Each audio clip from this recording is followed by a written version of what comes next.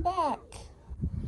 So about the only thing I've been consistent with on YouTube is my inconsistency and spring garden tours, which we're going to do one of today.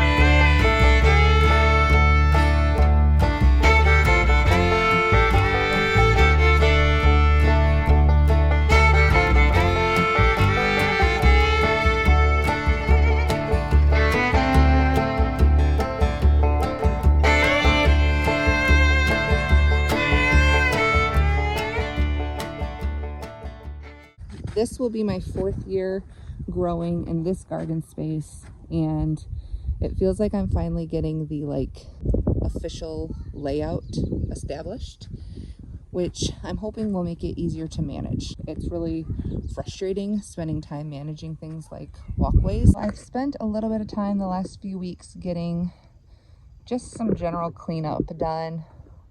We finished mulching the walkways that we hadn't gotten to last year, freshened up some of the walkways that had kind of worn down a little bit. And at this point, I have every single one of my perimeter walkways wood chipped except for the very last one. As far as my exterior walkways, I haven't decided yet if I want wood chips on them.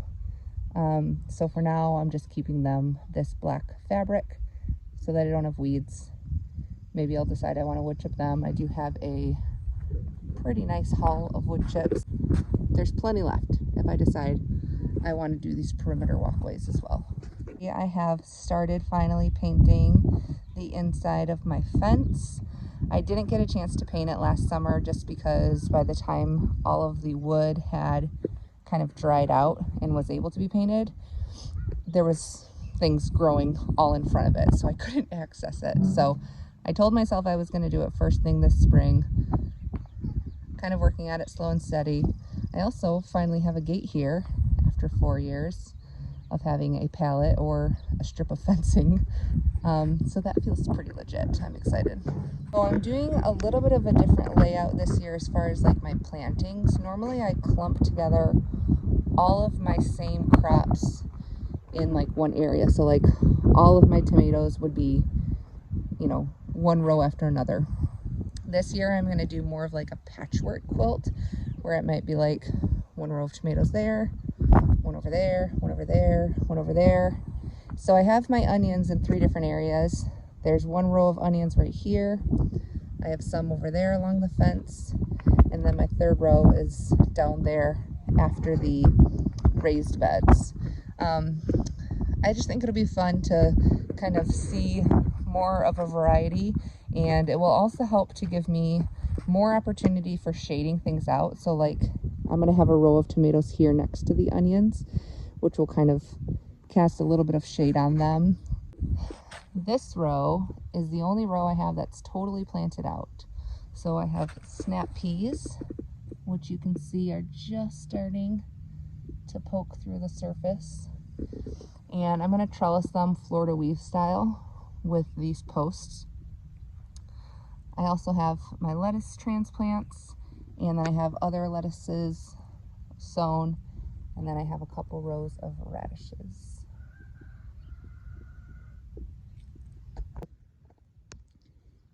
Here I have some very patchy rows of rye cover crop.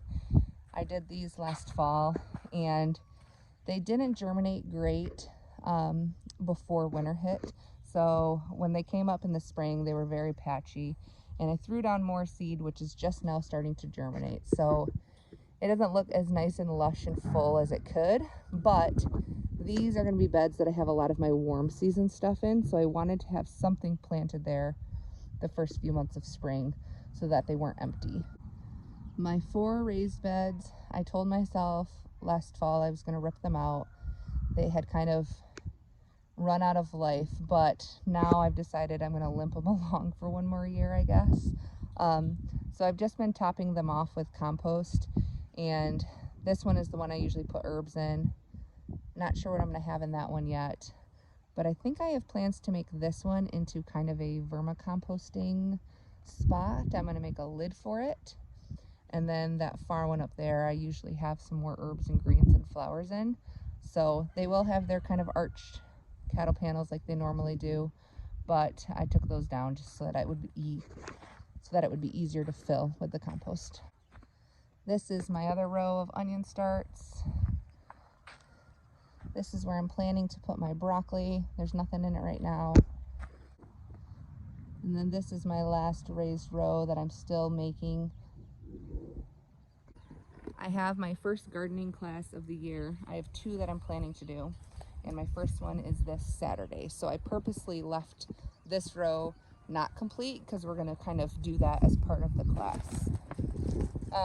One thing I always tell people when they're putting a new garden plot in is to put it as close to your house as possible. As out of sight is out of mind. It might be the perfect location as far as like sun and water and soil, but if it's not close to where you are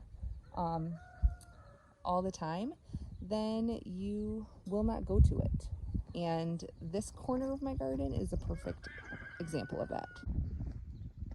So there's the entrance to my garden, way over there.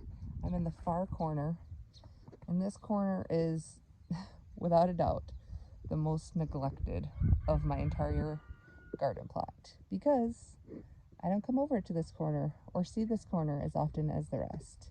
So I have kind of half-heartedly thrown this tarp over, not very well, to kill off the weeds, but there's a lot of mulch and trash that I have to clean out from this corner. Put some fresh cardboard and wood chips around these. This is all of my strawberries, which are definitely not as neat and maintained as I would like them to be, but they should still produce pretty good fruit for us. Down here is our rhubarb, which is coming back lovely. So this tarp is covering where I had put a cover crop at the end of the summer last year.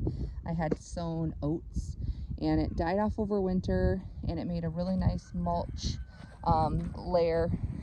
And now I'm just keeping it covered to kind of break that mulch down a little bit more. And I will have more of my warm weather crops in this area.